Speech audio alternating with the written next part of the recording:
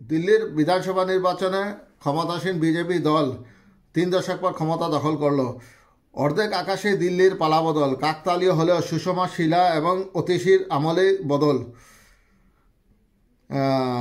1998 সাল সুষমা স্বরাজ, 2013 সাল শীলা দীক্ষিত, 2025 সাল অতীশী মার্লেনা।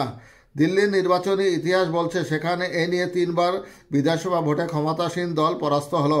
একেবারে কাকতালীয়, কিন্তু 3 বারই মহিলা মুখ্যমন্ত্রী ক্ষমতা থাকাকালীন হলো ক্ষমতার পালাবদল। অর্থাৎ মহিলা যখন মুখ্যমন্ত্রী ছিলেন তখনই দিল্লিতে ক্ষমতাসীন দলের পরাজয় হয়েছিল। বিজেপি এবং কংগ্রেসের পরে সেই ধারা বজায় রইল আম আদমি পার্টির। স্বাধীনতার পরের প্রাথমিকভাবে স্বতন্ত্র রাজ্য ছিল দিল্লি। 1952 সালের বিধানসভা ভোটে 48টি আসনের মধ্যে 39টিতে জিতে ক্ষমতা দখল করেছিল কংগ্রেস।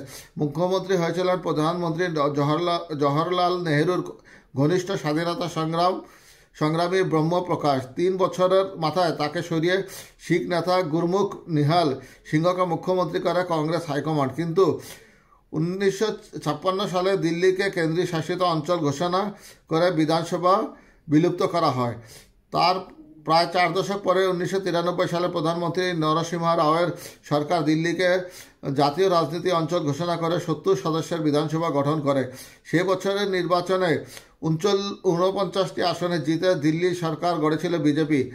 মুখ্যমন্ত্রী হয়েছিলেন মদন লাল খুরানা, কিন্তু গোষ্ঠীদ্বন্দ্ব সামাল দিতে ব্যর্থ হয় 1996 সালে খুরানাকে হারিয়ে শাহির সিংহ বর্মাকে মুখ্যমন্ত্রীত্বের দায়িত্ব দেন বিজেপির শীর্ষ নেতৃত্ব। তাতে অবশ্য সমস্যা মেটেনি। শেষ পর্যন্ত 1998 সালের অক্টোবরে বিধানসভা ভোটের মাত্র 2 মাস আগে সুষমাকে মন্ত্রী করে লড়তে নেমেছিল পদ্মশিবির, কিন্তু সেই ভোটে ভরাডুবি হয় তাদের। হাউজ খাস আসনে সুষমা স্বরাজ নিজে জিতলেও তার দলের ঝুলিতে গিয়েছিল মাত্র 15টি আসন। 52টি আসনে জিতে নিরঙ্কুশ সংখ্যাগরিষ্ঠতা পায় কংগ্রেস। মুখ্যমন্ত্রী হন শীলা দীক্ষিত। সেবারের ভোটে গোল মার্কেট আসনে বিজেপি প্রার্থী তথা প্রাক্তন ক্রিকেটার কীর্তি আজাদকে হারিয়েছিলেন শীলা দীক্ষিত। সেই কীর্তি বর্তমানে বর্ধমান দুর্গাপুরের তৃণমূল সাংসদ। 1.5 দশক মুখ্যমন্ত্রিত্ব সামলানোর পর শীলা বসু নিজেও জিততে পারেননি।